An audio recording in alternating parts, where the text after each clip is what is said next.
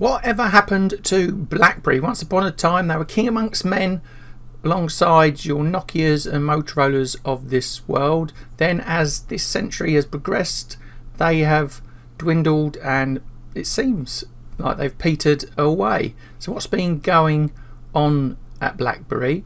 More recently, at the start of this year, they seem to be part of the Wall Street bets brigade, and interest again peaked in the stock. But what's happened since then? In today's chart of the day, I'm going to take a look and see what's going on. Hello, I'm Stephen Ho, trader and founder of TheStopHunter.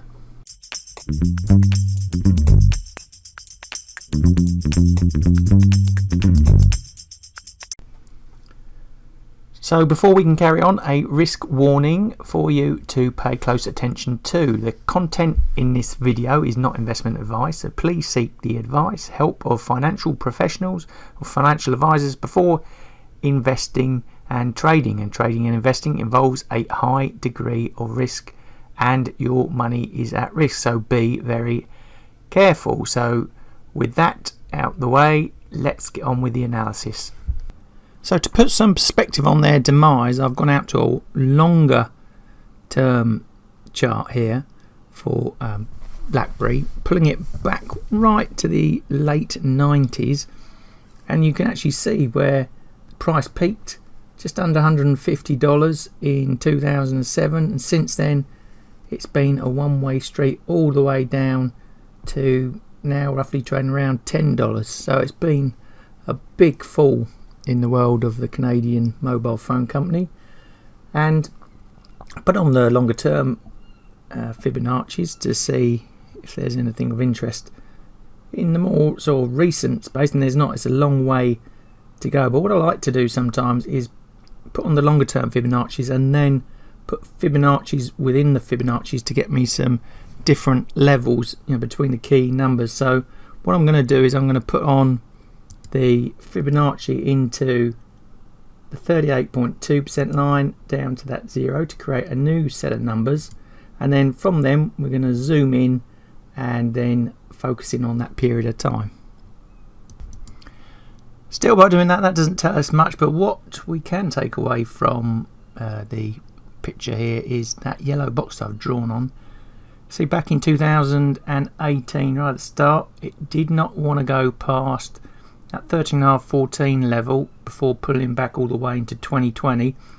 And then, like I said in the introduction, we had the Wall Street bets popularity driving the stock once more, and it got, you know, as we can see from there, to that same level and then pulled back, and it tried it again mid-year and again failed to go higher, and sort of now consolidating, you know, in that $10-11 area. So it's tried to go higher, but really there's been no interest to push it further at the moment. So what's the daily Heikin-Ashi telling us? Well, we go to the signals at the bottom, both weak bearish, volatility round about its normal 50% annual. Once things do get going for BlackBerry, you see the volatility jump into the 100-200% area, and you can see that as well in the volume. Similar picture, you know, no interest at the moment, trading around its moving average, but we can see those two spikes where interest in the company peaked and then dropped off. And then on to the price action. Well, we're in neutral zone in terms of the two standard deviation linear regression bands there, right smack bang in the middle, and it has been really since the summer, that last rise in price and then sell off, and it's in the middle of our two pink lines there, which is our, you know, band breakout system. So all in all, not looking very exciting at the moment for BlackBerry.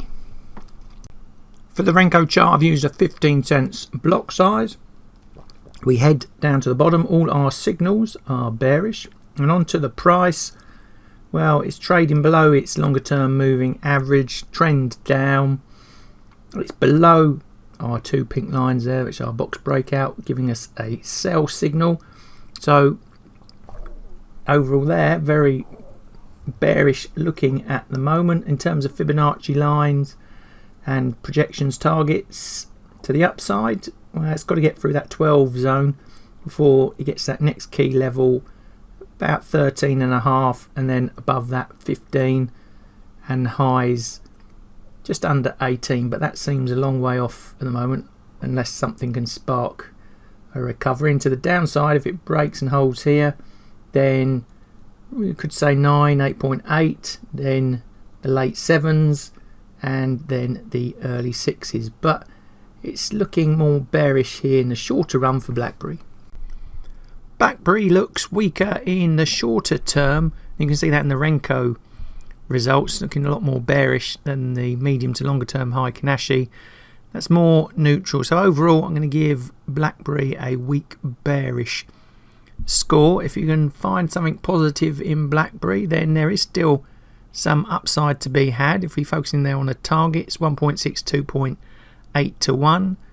But downsides, nothing too spectacular either, 1.1, 1.8 to 1. And the odds probability probably, well, according to technical analysis, probably favour that over the upside. So overall, weak bearish. Now I have a soft spot for BlackBerry.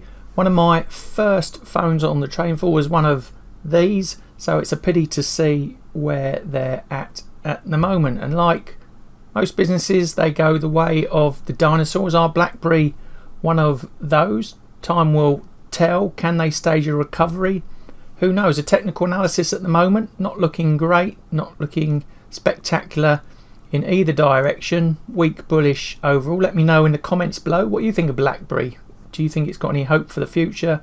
Where could its stock price be going next? Now, if you've liked the technical analysis I've used in today's video, I'll put a link in the description below for you to follow. And if you liked today's video, please give us the thumbs up. Don't forget to hit the subscribe and bell buttons to receive future notification of content I'm going to produce just like this. And all that's left for me to say is thanks for watching. Good luck with the trading, and I'll see you in the next video.